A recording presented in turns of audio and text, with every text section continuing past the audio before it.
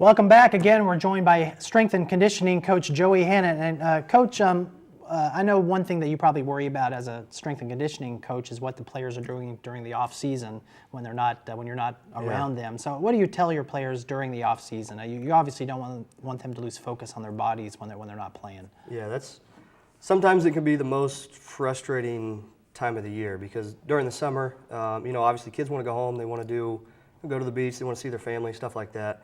But obviously we need to train. It's a 12-month commitment, for the next 4 years, 5 years, whatever you're doing. And we'll give them, each team gets a packet. We put it online, it's password protected. They go on, they can just print it off. It's got their lifting schedule, running, agilities, whatever they're doing. And they can access it anywhere they can get internet. And they're expected that when they come back that you're in shape, you're ready to go. You've done this, you've followed this, 12 weeks, 14, 16, whatever, and you're ready to go. And it's really imperative, the fall sports, because when they get back, football comes back and it's go time. Volleyball comes back, it's go time. So it's really important that they do something over the summer. Well, let me ask you kind of a fun question then. Who's the strongest athlete on campus right now? And can you give us some evidence about how much that athlete's lifting or what have you? Okay. The strongest person, I don't know if I could pick one person. I mean, we've got a lot of strong kids. Not just guys, we've got girls that are pretty strong. We had a volleyball player a couple years ago, squatted 300 pounds. We had a football player squat 600 pounds. We've had several baseball, football players that have squatted, wrestlers that have squatted 500 plus, but there's a lot of strong kids on campus. Okay. Well, a lot of people say that you can't teach speed. I've heard this from a few coaches on occasion. Do you agree with that, or can you teach speed? For the most part, no.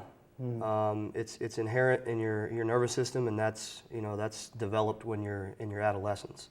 Now there are some things, if you've got a kid that you watch them run and they're running like this, their arms are all at the side and their legs are flying out or whatever. I mean, you can do things to change their technique, which will obviously improve their speed, but if you're talking about shaving an entire second or 2 seconds, something like that off 100 or a second off of 40, something like that, it's probably not going to happen.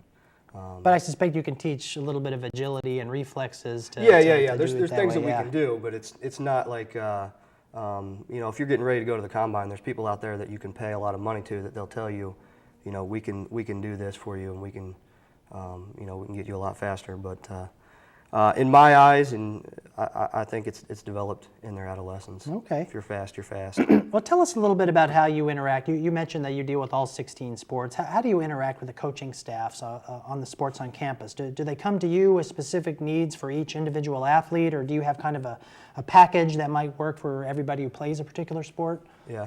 Well, we usually sit down with the coach at the beginning of the year, figure out times when we can lift, when they're going to practice, when they're doing individuals, stuff like that, and we kind of map out a plan. And that's when we kind of throw around ideas where, so-and-so needs to do this, so-and-so needs to lose weight, so-and-so needs to gain weight.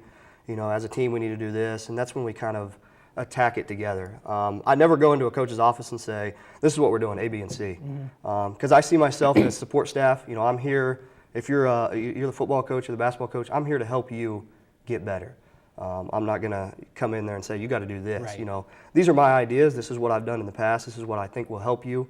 And, we toss around ideas and we kind of come to a conclusion. Sure. But as you said, some techniques and skills that work better for football players or work better for basketball players. So, okay. Well, this is obviously kind of a subjective question, so I apologize a little bit. But is there a particular sport that, in your opinion, creates athletes who are the most fit? I mean, which sports tend to have athletes that are the best conditioned, in your opinion? Well, I mean, it kind of goes back to one of the first questions that we asked, what is conditioned?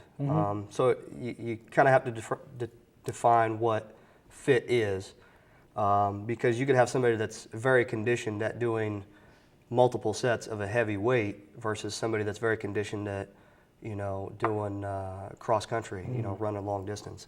But in terms of, if you want to take the generic term that everybody wants to throw out as fit, obviously be cross country, soccer. Those are the teams that are going to be running the most. Right. So. And finally, Coach, I wanted to ask you about your GAs a little bit. We got about 30 seconds. You're changing GAs every couple of years. How does that affect you and what you try to do?